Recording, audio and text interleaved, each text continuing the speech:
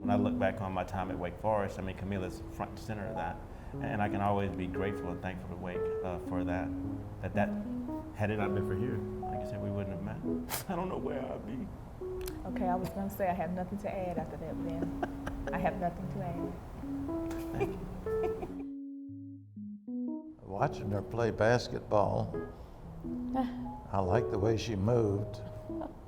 And when I got close enough, I liked the way she smelled. And so like an ancient predator, I just closed in and tried to lay claim. Proposed to her in a motorboat. Yeah. She's tall, she's blonde, she's beautiful. She's well-traveled. She was doing a lot of that, I guess, when we first met, and we both share that in common, just a love for adventure. And we've always loved kind of just being curious and throwing ourselves out in the world and kind of just trying to land on our feet. Well, I would have to say, so on our very first date, Ben talked about his love of this British author called Graham Greene. And I think that, I know that's typical Wake Forest, maybe the height of nerdiness, but I also love Graham Greene. And so on that first date, for anybody to have known what I absolutely loved this author, and for him to have known it and then to have quoted a couple of books by him, I just thought, oh my gosh, this is it, this is the one.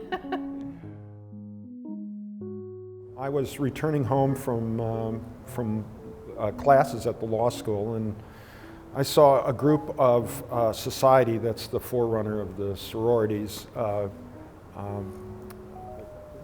conducting a car wash. And even though my car didn't need to be washed, I didn't want to pass up the opportunity to maybe meet some really good-looking girls. So I pulled in, and it took a long time to get my car washed.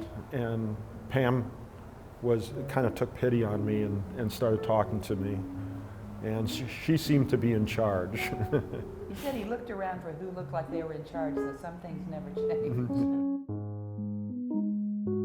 We definitely, I think, share that Wake Forest bond. Even though we didn't overlap when we were here on campus, there's this kind of mutual understanding of who the other person is. We would love to send the kids here. So the hope is that there'll be class of 23, 27, and 31 respectively. We get it all planned out. Be a whole little Deacon family.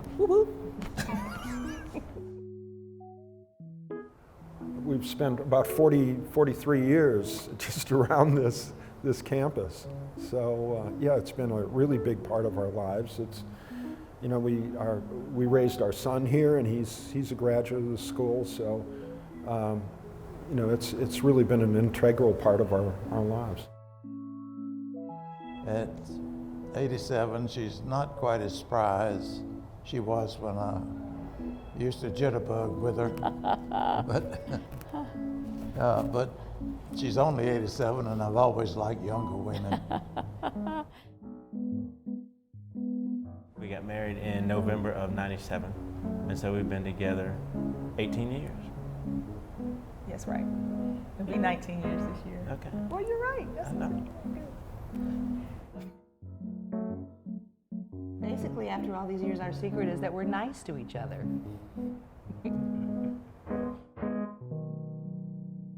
It's the 3 words that can save a marriage. And when you guess, everybody says, I love you. It's not I love you. It's maybe you're right. And we've used that a lot when we have an argument. What bothers me, though, is she says maybe you're right, but she emphasizes maybe. Well, it gives you a little wiggle room, you know. Wake Forest is one of those places that obviously spans time.